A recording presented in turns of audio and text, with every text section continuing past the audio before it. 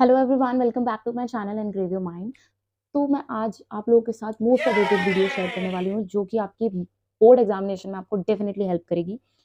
इस वीडियो को जो आने वाली जितनी भी सीरीज है मैंने इनको चैप्टर वाइज, जितने भी आपके पीवाईक्यूज हैं उनको चैप्टर वाइज डिवाइड कर दिया है ताकि आपको बिल्कुल भी कोई प्रॉब्लम ना हो जब आप अपने एग्जामिनेशन के लिए प्रिपेयर कर रहे हो चैप्टर्स को। तो आज हम डिस्कस करने वाले हैं चैप्टर 1 कि आपके चैप्टर 1 में से कितने क्वेश्चंस बोर्ड एग्जामिनेशन में लास्ट 10 ईयर्स में पूछे गए हैं, प्लस ऐसे कौन से इंपॉर्टेंट क्वेश्चन हैं जो इस बार बोर्ड में आने के पूरे पूरे चांसेस हैं। सो आप इस वीडियो को बिल्कुल भी स्किप करके ना जाएं। इस वीडियो में हम डिस्कस करने वाले हैं आप लोगों के साथ 3 मार्क के क्वेश्चन और 5 मार्क के क्वेश्चन, और जो आपके वेरी शॉर्ट क्वेश्चंस है 1 मार्क और 2 मार्क्स के, वो मैं आप लोगों के साथ शॉर्ट सीरीज में शेयर कर रही हूँ। अगर किसी बच्चे ने वो सारी वीडियोस नहीं चेकआउट की हैं, वो शॉर्ट्स नहीं चेकआउट किए हैं, तो फटाफट से उनको जाके चेकआउट कर लो, और वरना मैं उनका लिंक डिस्क्रिप्शन बॉक्स में डाल दूंगी, आप वहां से भी देख सकते हैं। So before anything else let's get start the video. So आपका फर्स्ट क्वेश्चन है कि एजेंडा 21 क्या होता है और इसके 2 प्रिंसिपल्स क्या है। रियो डे जेनेरियो के अंदर ब्राजील में एक अर्थ समिट हुआ था 1992 के अंदर। वहां पे आपका एजेंडा 21 को क्या करा गया था, अडॉप्ट किया गया था। अब इसमें 2 प्रिंसिपल हैं जो एजेंडा 21 क्या करता है, फॉलो करता है, जिसमें हमारे जितने भी एनवायरमेंटल डैमेज हैं उसको ये क्या करेगा, कॉम्बैट करेगा, मतलब कि इसके अगेंस्ट क्या करेगा, फाइट करेगा, इनको कम करेगा। जितनी भी वर्ल्ड लेवल पे, ग्लोबल लेवल पे पॉवर्टी है, डिसीजेज है, ठीक है, इनको क्या करेंगे, इनके अगेंस्ट वो फाइट करेंगे। सारी कंट्रीज अपने बीच में एक म्यूचुअल अंडरस्टैंडिंग बना के, एक म्यूचुअल इंटरेस्ट बना के, इन सबकी रिस्पॉन्सिबिलिटी है कि ये सब मिलके एनवायरमेंटल डैमेज को क्या करें, डिक्रीज करें। ऑलराइट, अब जो कंट्री एजेंडा 21 को फॉलो करता है वो अपना खुद का लोकल एजेंडा बनाएगा। वो अपने लेवल पे कैसे हम इन एनवायरमेंटल डैमेज से फाइट कर सकते हैं, उसके अगेंस्ट ऐसी पॉलिसीज, ऐसे रूल्स बनाएगा जिसको वो क्या कर सकते हैं, कॉम्बैट कर सकते हैं। ऑल राइट, नेक्स्ट, रिसोर्स क्या होते हैं और इनके 2 एग्जाम्पल्स लिखने हैं।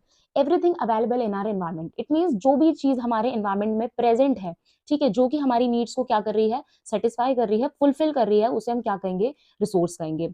अब रिसोर्सेज ऐसे ही रिसोर्सेज हो जाना नहीं है जो टेक्नोलॉजिकली भी असेसेबल हो, मीन्स हम उन रिसोर्सेज को असेस भी तो कर पाए, यूज भी तो कर पाए। ऐसे थोड़ी कि रिसोर्स है और हम उसको यूज ही ना कर पाए, ठीक है, तो हम उसको टेक्नोलॉजिकली क्या कर पाए, असेस कर पाए। दूसरा, वो इकोनॉमिकली फिजिबल भी होना चाहिए, इट मीन्स इकोनॉमिकली वो क्या होना चाहिए, अफोर्डेबल होना चाहिए, जिसको हम अफोर्ड कर पाए, ठीक है। और दूसरा, कल्चरली एक्सेप्टेबल भी होना चाहिए, जिसको कल्चर क्या करे, एक्सेप्ट भी करे, तभी हम उसे क्या कहेंगे, तभी हम उसको कहेंगे रिसोर्स।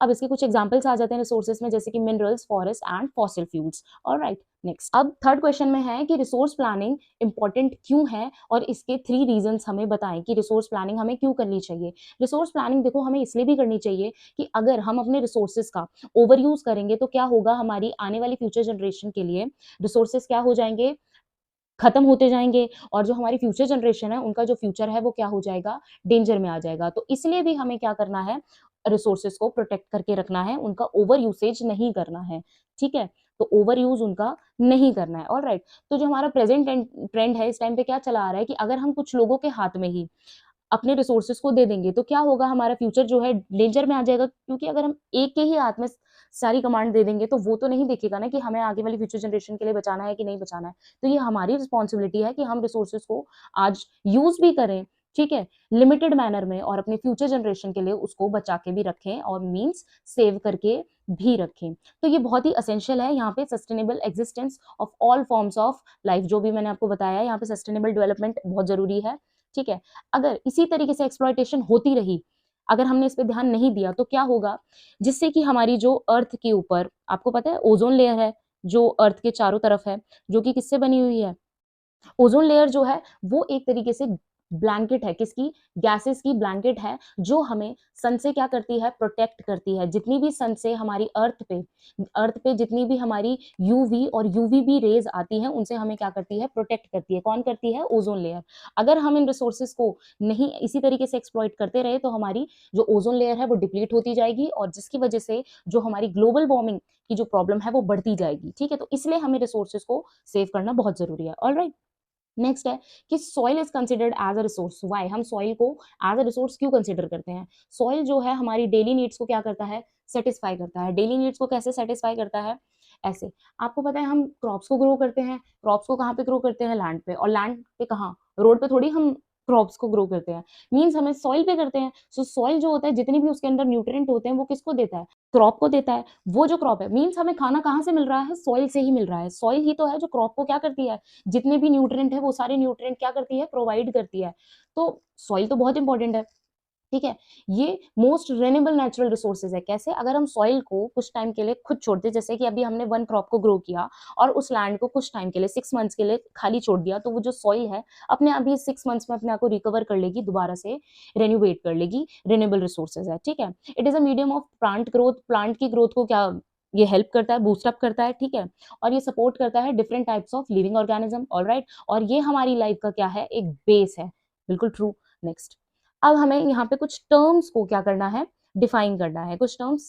फर्स्ट टर्म है करंट फेलोलैंड। करंट फेलोलैंड में क्या होता है? जब हम 1 साल या 1 साल से कम क्या करते हैं? उस लैंड को छोड़ देते हैं, ठीक है। 1 साल या 1 साल से कम के लिए उस लैंड को खाली छोड़ देते हैं, तो वो किसके अंदर आता है? करंट फेलोलैंड के अंदर। अदर देन करंट फेलोलैंड क्या होता है? जब हम 1 से 5 साल के लिए उस लैंड को क्या करते हैं? खाली छोड़ देते हैं, ठीक है, कल्टीवेट नहीं करते उस पर।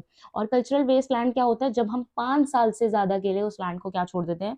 खाली छोड़ देते हैं, जो कि हमारा बंजर भी कहलाता है, ऑलराइट। नेक्स्ट, सस्टेनेबल डेवलपमेंट क्या होती है और उसके इंपॉर्टेंस बताने हैं। सस्टेनेबल डेवलपमेंट जो होती है बहुत इंपॉर्टेंट डेवलपमेंट है। क्यों? क्योंकि इसमें हम क्या करते हैं? हम अपने एनवायरमेंट को डैमेज किए बिना, ठीक है, प्रेजेंट में हम क्या कर रहे हैं? थोड़ा सा कॉम्प्रोमाइज करके, means compromise in the sense हम रिसोर्सेज का प्रॉपर यूज कर तो रहे हैं, ठीक है, but in a systematic way में। इट मीन्स कि हम जो है उसकी वेस्टेज नहीं कर रहे हैं, रिसोर्सेज की क्या वेस्टेज नहीं कर रहे हैं। तो आज हम प्लानिंग के साथ, पूरी प्रॉपर प्लानिंग के साथ रिसोर्सेज का यूज कर रहे हैं और अपनी फ्यूचर जनरेशन के लिए उसको क्या करके चल रहे हैं? सेव करके चल रहे हैं, ऑलराइट। नेक्स्ट है ये, it is essential for sustain quality of life. ये हमारी लाइफ की क्वालिटी को भी अच्छा रखेगा। कैसे? अगर आज हम सारे रिसोर्सेज को डिप्लीट कर लेंगे, तो हमारी आने वाली फ्यूचर जनरेशन का जो फ्यूचर है वो क्या होगा? डेंजर में आ जाएगा, alright.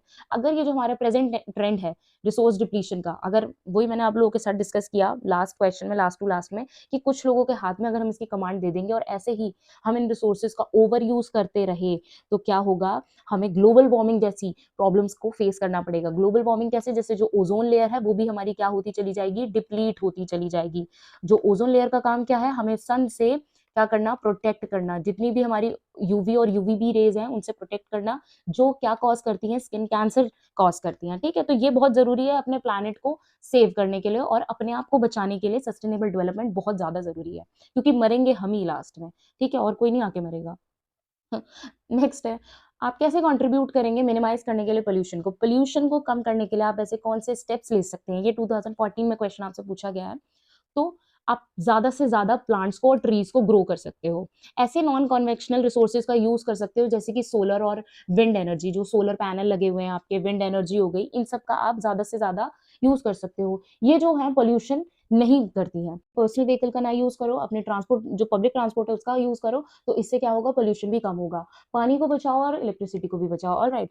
Next, in countries some region are rich in certain type of resources but deficient in other resources.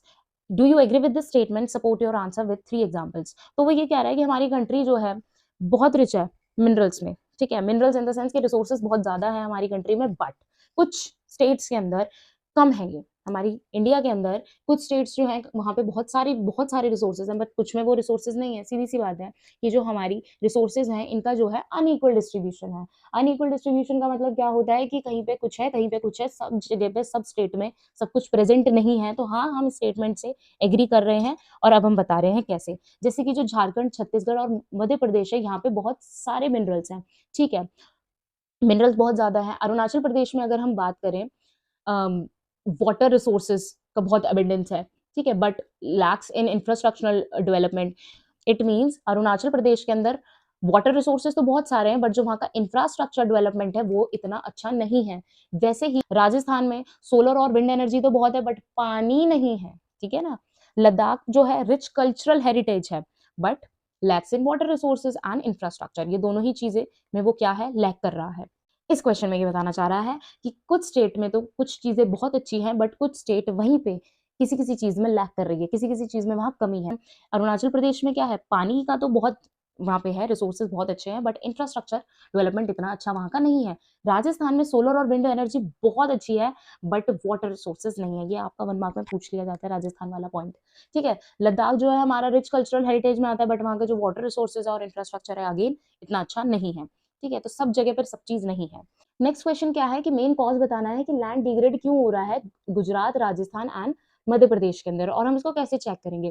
तो मेन कॉज क्या है लैंड डिग्रेडेशन का, वो ये है कि ओवर ग्रेजिंग होना। ओवर ग्रेजिंग का मतलब होता है कि जब हम एक ही लैंड पे, ठीक है, बहुत सारे पशुओं को चरवा देते हैं, ठीक है, एक ही लैंड पे वो बहुत सारी घास खा गए, तो क्या होगा, लैंड डिग्रेड, क्या लैंड जो है डिग्रेड होना शुरू हो जाएगा। अब हम इसको ओवरकम हम इसको कर सकते हैं एफॉरेस्टेशन करके। एफॉरेस्टेशन का मतलब होता है ज्यादा से ज्यादा पेड़ लगा के हम इसको लैंड डिग्रेडेशन को रोक सकते हैं, और ग्रेजिंग को हम मैनेज कर सकते हैं, कंट्रोल कर सकते हैं, शेल्टर बेल्ट्स को कर सकते हैं। दूसरा है वेस्ट लैंड, एक प्रॉपर मैनेजमेंट करें वेस्ट लैंड का। फिर माइनिंग एक्टिविटीज को हम कंट्रोल करें, ठीक है। जितना भी आपको पता है, ये जितना भी झारखंड, छत्तीसगढ़ और जो मध्य प्रदेश है, ये बहुत मिनरल रिच स्टेट्स हैं, तो यहाँ पे जो है माइनिंग एक्टिविटीज होती रहती है। माइनिंग एक्टिविटीज होने के कारण ये क्या करते हैं, लैंड को काफी नीचे तक डिग कर लेते हैं। तो जब काफी नीचे तक इसको डिग कर लेते हैं, तो क्या होता है कि ये जो है लैंड पे एक स्कार छोड़ जाता है, फिर जो ये लैंड है किसी यूज का नहीं रहता, ठीक है। तो ये भी हमें माइनिंग एक्टिविटीज को रोकना पड़ेगा। और दूसरा, ओवर ग्रेजिंग को क्या करना पड़ेगा, कंट्रोल करना पड़ेगा। एक ही लैंड पे सारे पशुओं को ना चरवाए, उससे क्या होगा, वो सारी लैंड की घासों को खा जाएंगे, और धीरे धीरे क्या होगा, लैंड जो है हमारे डिग्रेड होता चला जाएगा। ऑलराइट, नेक्स्ट टाइप करने हैं 3 measures of controlling land degradation. हम लैंड डिग्रेडेशन को कैसे, कौन कौन से ऐसे स्टेप्स लें जिससे हम उन्हें कंट्रोल कर सकते हैं। ज्यादा से ज्यादा पेड़ उगाए हम, ठीक है, ग्रेजिंग को हम कंट्रोल करें, उसका प्रॉपर मैनेजमेंट करें, ठीक है, शेल्टर बेल्ट को हम ज्यादा से ज्यादा प्लांट करें, ओवर ग्रेजिंग को कम करें। फिर जितनी भी इंडस्ट्रीज से ये जो वेस्ट निकल रहे हैं, एफ्लुएंट्स निकल रहे हैं, ठीक है, केमिकल्स वगैरह जितने भी ये वेस्ट निकल रहे हैं, इसका क्या करें, हम इसको भी रिड्यूस करें। लैंड पे और वाटर पे हम ना इनको डिस्चार्ज करें, ऑलराइट, इसको एक प्रॉपर हम मैनेजमेंट के साथ इसको डिस्चार्ज करें, ऑलराइट, क्योंकि ये जितने भी इंडस्ट्रियल एफ्लुएंट्स हैं, जितने भी ये वेस्ट हैं, ये क्या कर रहे हैं, हमारी लैंड को डिग्रेड कर रहे हैं। ऑलराइट, नेक्स्ट हमें डिस्कस करना है एरिड सॉइल के फीचर्स। एरिड सॉइल जो होती है हमारी रेड और ब्राउन इन कलर में होती है, ठीक है। टेक्सचर कैसा होता है इनका, सैंडी टेक्सचर होता है, और सलाइन होती है नेचर में। सलाइन का मतलब क्या होती है, खारी, खारी होती है ये, ठीक है, खारा पानी होता है ना जैसे, तो ये इसका नेचर कैसा है, ये खारी है, ठीक है। ड्यू टू ड्राई क्लाइमेट की वजह से और हाई टेम्परेचर की वजह से इस सॉइल की जितनी भी नमी है वो क्या हो गई है, वो इवेपोरेट हो गई है, ये सारी वो इवेपोरेशन हो गया है इसका, ठीक है। तो इवेपोरेशन बहुत ज्यादा फास्टर होता है, क्यों, क्योंकि यहाँ का जो टेम्परेचर होता है वो बहुत ज्यादा होता है और ड्राई होता है, ठीक है। तो इसकी वजह से जो सॉइल है अपना जितना भी ह्यूमस है, मतलब जितनी भी नमी है और जितना भी मॉइस्चर है, वो क्या कर चुकी है, वो खो चुकी है, उसके अंदर वो बहुत कम है। ऑलराइट, नेक्स्ट क्वेश्चन है, हमें यहाँ पे ऐसे 3 मेथड सजेस्ट करने हैं जो सॉइल कंजर्वेशन करे, सॉइल को कंजर्व करे, सॉइल को बचाए। ऑलराइट, और हमें कुछ ऐसे स्टेप्स बताने हैं जो सॉइल इरोजन को भी कंट्रोल करे। सॉइल इरोजन मींस कि सॉइल को डिप्लीट होने से रोके, ठीक है। इन दोनों ही क्वेश्चंस में आप ये सेम आंसर लिख सकते हैं। अब हमारा सॉइल इरोजन क्या होता है, इरोजन वर्ड से ही समझ आ रहा है किसी चीज का इरोड होना, डिप्लीशन होना। तो सॉइल इरोजन है जब सॉइल की जो टॉप लेयर होती है वो क्या हो, इरोजन होनी शुरू हो जाए, मीन्स की डिप्लीशन होनी शुरू हो जाए, कम होनी शुरू हो जाए, किससे, या तो नेचुरली या फिर ह्यूमन एक्टिविटीज से। अब यहाँ पे ऐसे कुछ मेथड्स दिए हुए हैं सॉइल को कंजर्व करने के लिए। पहला है हमारा कॉन्टोर प्लोइंग। कॉन्टोर प्लोइंग में क्या होता है कि हम स्लोप्स के, एक माउंटेन है जैसे, उस माउंटेन के स्लोप्स के अपोजिट डायरेक्शन में हम क्या करेंगे, प्लोइंग करेंगे। जैसा कि आप देख पा रहे हैं, इसकी अपोजिट डायरेक्शन में हम क्या करेंगे, प्लोइंग करेंगे। इससे फायदा क्या होता है कि जो मिट्टी है वो पानी से नीचे नहीं बहेगी, और जो हमारा सॉइल है उसकी फर्टिलिटी भी लूज नहीं होगी, क्योंकि जो उसकी टॉप लेयर होती है उसी में ही तो सारे न्यूट्रिएंट्स होते हैं। तो वो जब नहीं बहेगी, पानी अपने साथ नहीं बहा के लेके जाएगी, तो उससे हमारा सॉइल इरोजन नहीं होगा। ऑलराइट, नेक्स्ट है हमारा टेरेस कल्टीवेशन। अब टेरेस कल्टीवेशन क्या होता है कि जैसे हम क्या करते हैं, माउंटेन्स पर एक स्टेप्स लाइक स्ट्रक्चर बना देते हैं। ऑलराइट, तो स्टेप्स लाइक स्ट्रक्चर हम उस पर जब क्रिएट करते हैं, तो उससे भी यही फायदा होता है कि हमारी सॉइल इरोजन नहीं होती है। नेक्स्ट है हमारा स्ट्रिप फार्मिंग। अब स्ट्रिप फार्मिंग क्या होता है कि स्ट्रिप फार्मिंग में हम ग्रास से क्या बना देते हैं, स्ट्रिप्स बना देते हैं, ठीक है। तो जब हम ग्रास से, जहाँ पे हम कल्टीवेशन कर रहे हैं, जहाँ पे हमने उसको ग्रो करा है, उनके बीच में क्या करते हैं, एक पार्टीशन करके पूरा रोज टाइप और कॉलम्स वाइज बना देते हैं उनको, और वहाँ पे स्ट्रिप्स बना देते हैं, किससे, ग्रास से बना देते हैं। इससे जो विंड का प्रेशर है, अगर विंड या फिर पानी कोई भी चीज़ आती है, तो वो अपने साथ मिट्टी को बहा के नहीं ले जा पाती, ठीक है। तो ये भी एक फायदा है जिससे सॉइल इरोजन को हम बचाते हैं। नेक्स्ट है हमारा शेल्टर बेल्ट। शेल्टर बेल्ट एक ऐसी प्रैक्टिस है जो हिली एरियाज़ में हम कहें जहाँ पे बहुत तेज़ हवा चलती है, ऐसी जगह पे इनको हम प्रैक्टिस को फॉलो करते हैं। वैसे तो ये सारी ही प्रैक्टिस हिली एरियाज़ में परफॉर्म होती हैं, बट शेल्टर बेल्ट का काम क्या है कि एक फील्ड के चारों तरफ बाउंड्रीज़ पर हम क्या करते हैं, ट्रीज़ को ग्रो कर देते हैं। तो उससे क्या होता है, जब ये जो ट्रीज़ होती हैं, अगर यहाँ पे कोई विंड का प्रेशर बहुत तेज़ है, तो वो क्या करेगी, जब विंड ट्रीज़ से टकराएगी, तो उसका प्रेशर ऑटोमैटिकली क्या होगा, कम हो जाएगा। तो फिर जब उसकी स्पीड कम हो जाएगी, तो सॉइल इरोजन नहीं होगा, वो अंदर की मिट्टी को क्या होगा, उड़ा के नहीं लेके जाएगी। होप आपको ये टॉपिक समझ आया होगा। नेक्स्ट, एक्सप्लेन रिसोर्स प्लानिंग और what are the steps involved in resource planning. Resource planning क्या होती है और ऐसे कौन से स्टेप्स हैं जो रिसोर्स प्लानिंग में यूज होते हैं और असेंशियल क्यों है रिसोर्स प्लानिंग इंडिया के अंदर, और रिसोर्स प्लानिंग क्या होती है, ये असेंशियल क्यों है, और इसके हमें 3 रीजंस देने हैं। अगर इन तीनों में से कोई सा भी क्वेश्चन आ जाए तो आपको सेम आंसर लिखना है। ऑलराइट, रिसोर्स प्लानिंग एक ऐसी टेक्निक है, ऐसी स्किल है जो हमारे रिसोर्सेज को प्रॉपर यूटिलाइजेशन में क्या करने में हमें हेल्प करती है। क्योंकि रिसोर्सेज क्या है, बहुत लिमिटेड है, बहुत कम है, तो हमें उनकी प्लानिंग के साथ उनको यूज करना है और हमें उन्हें सेव भी करना है हमारी फ्यूचर जनरेशन के लिए। ठीक है, यही हम फर्स्ट क्वेश्चन से पढ़ते आ रहे हैं। रिसोर्सेज जो है नॉट ओनली लिमिटेड, लिमिटेड तो है ही, बट ये डिस्ट्रीब्यूटेड भी हैं डिफरेंट डिफरेंट पार्ट्स में। हर स्टेट के अंदर सारे रिसोर्सेज नहीं है, किसी स्टेट में कुछ है, किसी स्टेट में कुछ है, जैसे अभी हमने लास्ट वाली स्लाइड में पढ़ा था, प्रीवियस स्लाइड में। ठीक है, तो रिसोर्स प्लानिंग इसलिए भी जरूरी है क्योंकि ये बहुत ज्यादा टाइम लेती है बनने में। जितने भी हमारे रिसोर्सेज हैं, इनको बनने में it takes a lot of time, क्योंकि ये बहुत ज्यादा टाइम लेती है, बहुत टाइम कंज्यूमिंग होती है। इसलिए हमें इसको सेव करके रखना जरूरी है, क्योंकि अगर ये एक बार खत्म हो गया ना, तो इन्हें बहुत टाइम लगेगा बनने में। ठीक है, ऐसा नहीं है कि कल ही बन के आ जाएंगे। ठीक है, तो इसलिए हमें इनका यूज करना बहुत जरूरी है इन अ प्रॉपर सिस्टमैटिक वे में। ठीक है, और हमें इसे ओवर एक्सप्लॉइटेशन से भी बचा के रखना है। ठीक है, नेक्स्ट है हमें ऐसे 2 ह्यूमन एक्टिविटीज को मेंशन करना है जो कि रिस्पॉन्सिबल हैं किसके लिए, सॉइल इरोजन के लिए। सॉइल इरोजन कौन सी 2 ह्यूमन एक्टिविटीज की वजह से हो रही है। वैसे तो बहुत सारी एक्टिविटीज हैं, जैसे कि डिफॉरेस्टेशन, आप इसमें डिफॉरेस्टेशन भी लिख सकते हो अगर आपको ये दोनों ना लर्न हो। ठीक है, तो मैं आपको इजी बता रही हूँ, अगर लास्ट टाइम के लिए जो बच्चे नहीं कर पाए, जिनको लग रहा है कि टफ इतना सारा कैसे करें, तो आप डिफॉरेस्टेशन कर लिख सकते हैं कि जिसमें हम कट कर रहे हैं बहुत सारी नंबर ऑफ ट्रीज को। ठीक है, ये भी एक एक्टिविटी है। ओवर ग्रीजिंग, एक सेम लैंड पे हम ज्यादा अमाउंट में क्या करवा रहे हैं, पशुओं को क्या करवा रहे हैं, चरवा रहे हैं, तो धीरे धीरे क्या हो रहा है, वो सारी सारी घासें खाए जा रहे हैं और जो हमारा लैंड है डिग्रेड होते जा रहा है। लैंड डिग्रेड कैसा होगा, जिसकी जो टॉप लेयर है वो क्या होती जाएगी, जब वो घास खा लेंगे मिट्टी मिट्टी रह जाएगी, हवा के थ्रू या किसी के थ्रू जो इसकी टॉप लेयर है वो उड़नी शुरू हो जाएगी, गायब होनी शुरू हो जाएगी, डिप्लीट होनी शुरू हो जाएगी। उससे क्या होगा, हमारी सॉइल जो है इरोड होनी शुरू हो जाएगी। माइनिंग एक्टिविटीज जितनी भी हैं और कंस्ट्रक्शन एक्टिविटीज, इन सब के थ्रू भी क्या हो रहा है, सॉइल इरोजन हो रहा है। 5 नंबर का क्वेश्चन तो यहीं से बन जाएगा। 3 पॉइंट तो आप इनको ही कर दोगे explain, deforestation, overgrazing, mining, construction. 4 ही हो गए, 2 ये, मतलब इनमें से कोई भी 5। गलीज क्या होती है, ऐसा रनिंग वाटर की इरोजन किसकी वजह से हो रहा है, रनिंग वाटर की वजह से, कि जो पानी बहता बहता आ रहा है उसकी वजह से क्या हो रहा है, इरोजन हो रहा है, मतलब कि डीप चैनल्स बनते जा रहे हैं।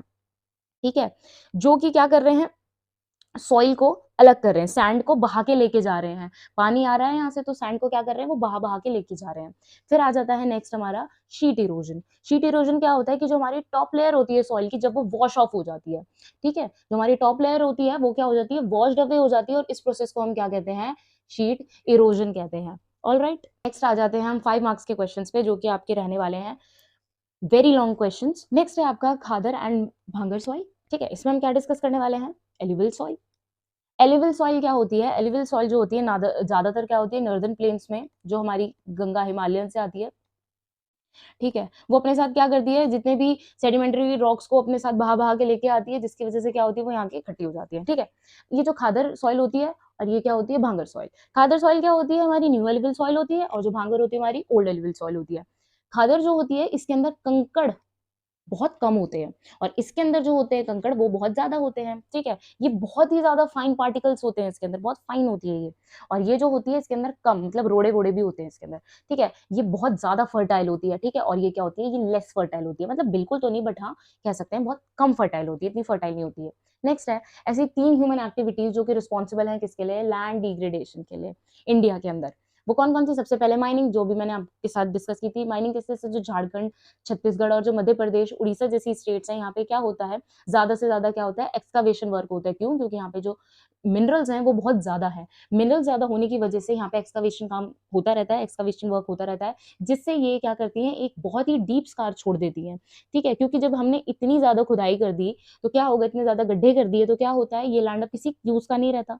दूसरा ओवर इरिगेशन करना, ठीक है, जैसे कि ये स्टेट्स हैं पंजाब, हरियाणा, वेस्टर्न उत्तर प्रदेश, यहाँ पे क्या है वाटर लॉगिंग की वजह से सॉइल के अंदर क्या हुआ है, एक सलाइनिटी आ गई, क्योंकि हम यहाँ पे ज्यादा से ज्यादा क्या कर रहे हैं, क्रॉप्स को ग्रो कर रहे हैं, इरिगेट कर रहे हैं फिर इन क्रॉप्स को, जिसकी वजह से क्या हो रहा है, सॉइल के अंदर एक खारापन आता जा रहा है, ठीक है, क्योंकि पानी इकट्ठा होता जा रहा है, वाटर लॉगिंग की वजह से सॉइल में क्या हो रही है, सलाइनिटी इंक्रीज होती जा रही है। दूसरा है ओवर ग्रेजिंग।